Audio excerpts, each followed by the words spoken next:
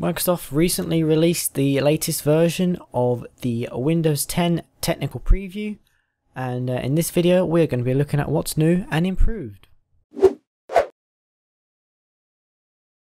So let's go ahead and look at this latest technical preview of Windows 10 Pro. This is build 9926. This is one of the new desktop backgrounds here. If we go into personalize, you can see some of the new desktop backgrounds we've got there, including this wide one for multi-monitors. So one of the biggest changes of Windows 10, which is something Microsoft wants to sort of, is one of the, probably the thing they most want to get across to people and the thing they most want to show off and get right, and that is the start menu. So as you know, if you're using Windows 8 and you press the start button, which there wasn't originally one anyway, or the start key, you would have presented with a start screen in a completely different layer, so it wouldn't be part of the desktop or anything. But now, if I go down to the start button, ta-da, we get a start menu. Now, this is different than what the very first build of Windows 10 looked like, the technical preview. So you can see this is sort of a hybrid and a cross between the start menu and your start screen still. So you've still got these live tiles, you can scroll here, but we could also go to all apps, and now we've got the start menu here again. Of course, this is preview, so anything you see in this video has not been finalized, and yes, there are bugs. And again, this start menu has gone, this is a second design of this start menu, so it's likely to change between now and the final release. So we've got our account settings, we can go up here, so we've got account settings lock, and we can sign out from our account. We have our power button for sleep, shutdown, restart, and as you can see here, the start menu also has places, which is like in Windows 7, if you noticed on the right hand side you'd have your documents, music, etc. This is kind of what that is, as well as your most used applications, which is what you found in the start menu before anyway. So if we click this full screen button, this now goes to the more traditional type Windows 8 view.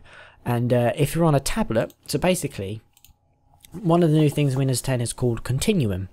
And basically what this is in Windows 10 they're unifying the OS. So the idea is it's one OS which will run on everything, so it's going to be on desktops, laptops, tablets, phones, and even the Xbox One. So part of Continuum is basically creating one experience that adapts to the device you're using. So if you're in tablet mode, you will get so if you're running on a tablet or a touchscreen device with no mouse and keyboard, it will launch in full screen by default. As well as if I launch a modern app, this is the beta store, you'll now notice it runs in a window. And of course, this is on a desktop computer I'm recording here with a computer and mouse, but if I was on a tablet, this would obviously open up full screen by default. So let me show you what one of the full screen apps does look like. Take Weather for example.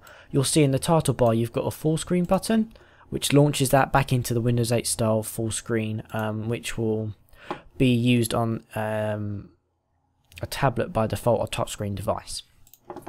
You can also go ahead and you can maximize it just like normal, which is the normal sort of Windows style, you know, thing you're used to, as well as the hamburger menu up here, which is where you get to your different functions for the app, which were previously in the Charms bar.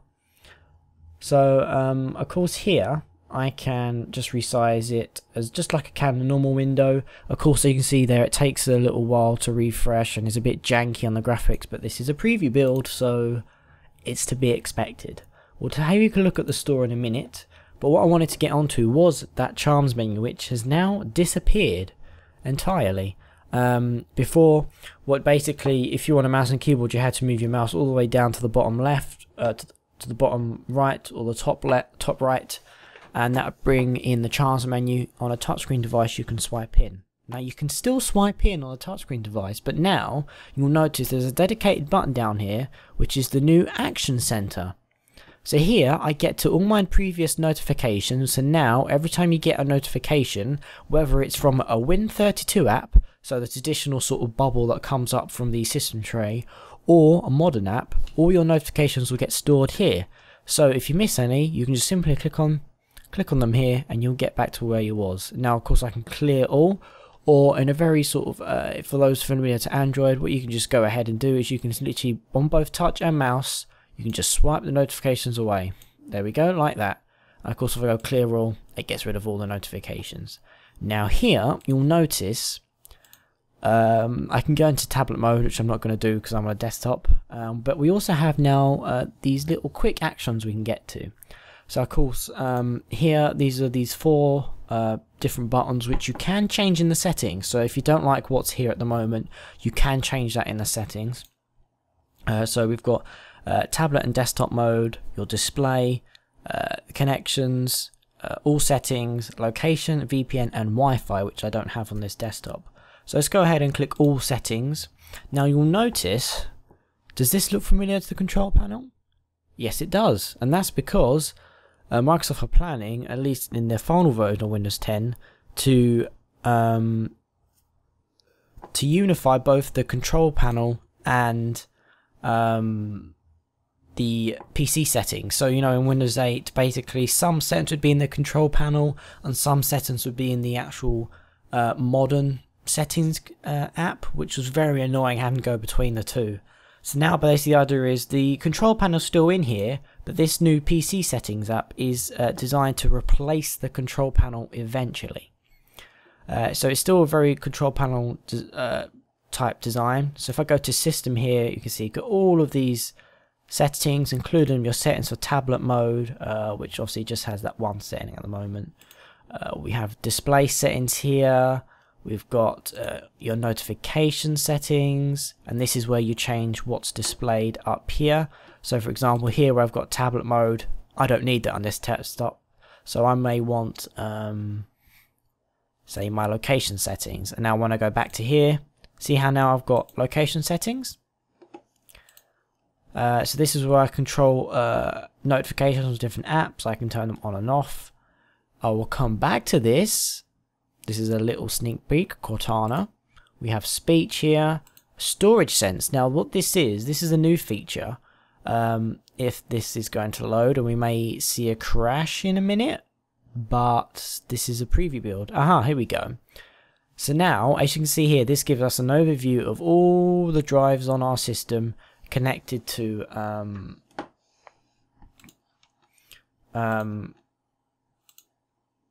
this computer. And I think the reason why these others are grayed out is because this one here is my main, the drive that the OS is installed on, which is why I can actually just set it up here like this. But what you can now do is, and for some reason the others does not let me do it, I think because they haven't been formatted by this version of Windows or something, I don't know. But basically the idea is now, you can now choose by default in Windows where it's going to save different types of apps. So for example, as I'm on here, I want an SSD. Now, although this is a 120 gig SSD, I'm still not going to want all of my programs, and especially games, on the SSD because it will just get eaten up in seconds. So, say for example, if I wanted all my new apps and games to be stored on a separate drive, I can just simply come down from this drop down list and pick different drives. Same with documents, music, pictures and videos. So power options, this is your traditional sort of normal power options. This is more sort of to do, this is more helpful with laptops, obviously, where you've got battery power, etc. On desktops, I don't obviously have it sleep or the screen go off at all. Windowing mode, so this is a new error snap feature, so both modern apps and Win32 apps will operate this way. So if I go ahead, and they've improved the snapping a lot. You see here, I can go to the left, I can snap it to that. You'll notice I get the option to choose a different app to snap to here, which I'm not going to want to do, but I can go ahead and do it to the right as well. Notice they've also improved the snapping to work with multiple monitors a lot better. I can go ahead and do it up to go there, etc. So we've got a lot better snapping now. We've got options for maps, defaults, optional features, app sizes, etc, etc. So you can see what's taken up what space, although this seems to be a little bit broken, I think, because there's no way they're taking up 0 bytes. The share options and your tablet mode options. Now Cortana, so these are all the other settings you get, update, etc, all that basic stuff. So Cortana, down here you'll see there's a little search icon, and now what I can do, if I go to search box, although that seems to be broken for me, is it doesn't quite do that. But the idea is you can now disable these buttons down here. So if I didn't want that search, I can go ahead and go disabled. But to show you this, click on this, and this now brings up Cortana. So if for those who don't know, Cortana on the Windows Phone is basically like a Microsoft's version of Google Now, pretty much. It's sort of a voice assistant. So now they've brought that over to the desktop, well, not just the desktop, but they brought it over to the non-mobile Windows, basically. So this will be, although it doesn't work for me at the moment because I'm not in the US or a region that is supported by the Cortana desktop, I can come in here and still do all the traditional search stuff that I can do in Windows. So I can search for, say, Internet Explorer. And I can also type in stuff like CMD, and that launches like normal. So of course when you launch the start menu, this does bring up this search box like normal. As you can see there, I can also search the web as well. So if I search for internet, it brings up Internet Explorer, it searches for different apps, it searches my settings and brings up web results. So here, the hamburger menu, if I go to settings, this is where I can change the Cortana settings. Again, the UI in here is a little bit iffy at the moment. It's kind of just, but again, this is all sort of placeholder stuff, so the formatting isn't perfect at the moment. As you can see, I can't do Cortana in that, but basically I could just go, hey Cortana, what's the weather like today? Or set a reminder. Or what is the distance from England to the US? For example, things like that. So it's very similar to Google Now. It seems to be they sort of, I guess, taking that as sort of inspiration, I guess, but they're just taking obviously modern voice assistant software and using it in their own applications. So now we have Task View, which was your which doesn't actually work on here because I haven't got any windows opens. But if I had, say, Notepad open on here as well, etc. So if I just go Task View, this now brings up like I think it's called Mission Control in Mac, or RS10 I should say, which brings up, of course, all of your different views of the different windows, which you then click and go ahead and go through, and it also fans out like it does in OS X. But you'll notice I can add a desktop.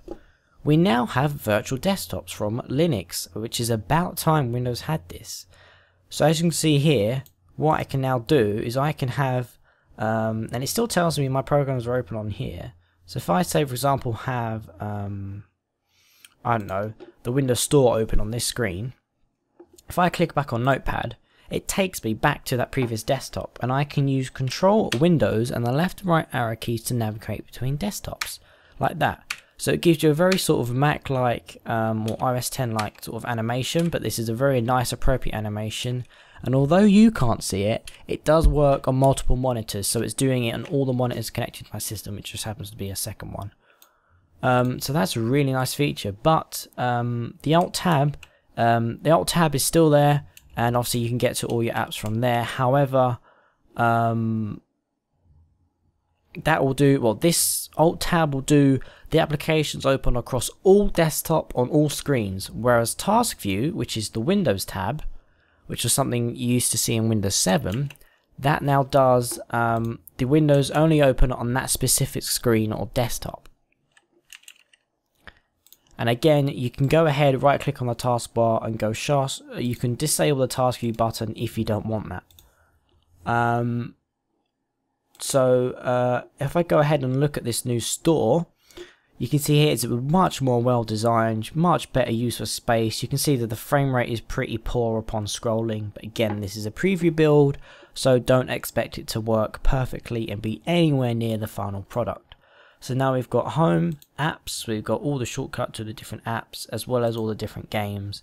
Much like before, you just install the apps and go ahead and launch them from the start menu.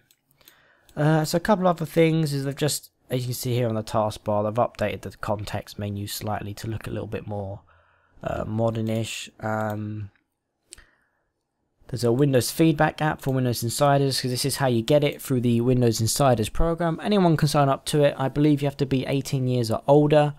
Just go ahead, use a Microsoft account to sign up to it, and you can upgrade to Windows 10 in different ways. You can either download the ISO image and burn it straight to a a disk or a USB key, and then you can obviously just stick that in and do a brand new installation, or you can just manually download the exe, I believe, or if you're on Windows 8.1, you can. There's a Windows update for it, which if you download the exe, it then allows you to install Windows 10 through Windows Update, and it will just do an in-place upgrade. So the idea is it keeps all your programs, apps, settings, etc. The only thing it changes is obviously the version of Windows and upgrades you. It does give you, if you do an upgrade rather than a fresh installation, it does give you the option to roll back to your previous version of Windows, also Windows 8.1. And so again, it will keep all of your programs and file stuff. It's always good to have a backup just in case anything happens, but don't worry about it deleting all of your programs and stuff. It will just go back and just change it back down to Windows 8. And you shouldn't have any problems with program compatibility, because anything that works in 8.1 should work in Windows 10. Of course, not all applications will. For example, I used to use Kaspersky on Windows 8.1 until I installed the Windows 10 preview, which it's not supported in. So very soon I will be downgrading my desktop back to Windows 8 so that I can use Kaspersky again and not waste my 2-year license. However, I am using the 10 preview on my laptop, and so far it seems to be going very well. So I can't really think of too many more things to show you. Again, you've got your live tiles, you can rearrange stuff around here, you can make things bigger, you can pin things to the taskbar, etc. And I think this is sort of the main, these are sort of the main changes in Windows 10. If I just bring out quickly, you can also see now we've got an updated title bar as well here with these new style buttons, which I would prefer if these were vertically centered, just because it looks really odd to me and a bit unneat that they're just sort of tucked up right in that corner there rather than actually centered like the modern apps are. You can see here it would be really nice, which I have submitted that feedback off to Microsoft, so hopefully they will use that. And obviously you can see here we do have some rather weird looking icons which don't look that great, but I should imagine these will change from the final version, and I should imagine these are probably more placeholder at the moment than anything else. So we also now have those notifications, by the way, is just those notifications from my phone. I have that synced using Mighty Text. So of course the control panel button has been changed to open settings, and we still have this ribbon view, etc. And oh yeah, a couple of new animations for maximizing and minimizing. You can see there it sort of pops in and out sort of thing. It's just a really nice sort of animation. Again, for minimizing, you can see there it kind of goes back down and comes back up, fades slowly like that. But overall, I think Windows 10 is a massive improvement over Windows 8 and 8.1. And if you're running Windows 8 and 8.1, Windows 10 will be free for you, so you'll get a free upgrade. You won't have to pay anything for it. If you're on Windows 7, for the first year of the Windows 10 release, you will get Windows 10 for free. You will be able to upgrade straight from Windows 7 to Windows 10 for free, I believe. I believe that's how they're doing it. I don't think you'll need a fresh installation, but don't take my word for that. The release date yet, we haven't got a confirmation, but it's most likely to be October, because that's when Windows 8 was released. Windows 7 was released in October. Vista, I'm not too sure, although I think that was October as well, actually. So October seems to be a common release date for Windows, at least the latest versions. So yeah, I think that's sort of it for Windows 10 really. Oh yeah, another thing is we've got these borderless windows now. Well, there is a border there, but it's like 1 pixel. But I really like having these borderless forms. It makes it really nice, especially when you're running games and videos in a window, because it just makes the experience a bit more immersive. But I think that's it really for this latest version of Windows 10.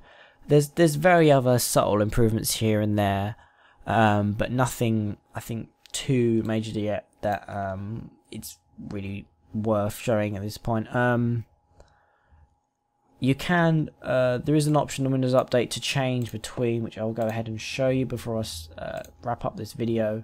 You can go ahead and go to the advanced options, and you can change here between a fast and slow branch. What that means is, you can see there, getting builds faster means you'll get new things sooner. So basically, if you're on a fast build, what that means is Microsoft are obviously going to be often releasing, this is a new thing they're doing, not just with the technical preview but with the final version as well, as they plan on releasing new versions, new builds, new updates a lot quicker than before. So of course, if you're on the fast channel, you'll be getting new builds of the technical preview like really often.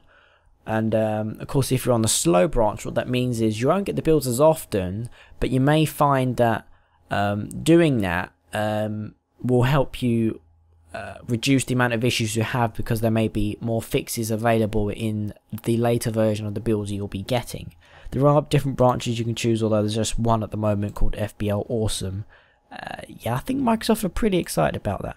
But yeah, I don't want this video to go on for too long now, but that's basically the overview of sort of the Windows 10 Pro technical preview. If I've missed anything out, which I think is really worth showing, I will quickly add it in on the end of the video if I remember it by the time I edit it and upload it. If there's anything I have missed majorly that you wanted to see, leave a comment below. Anything you want to ask, leave a comment below.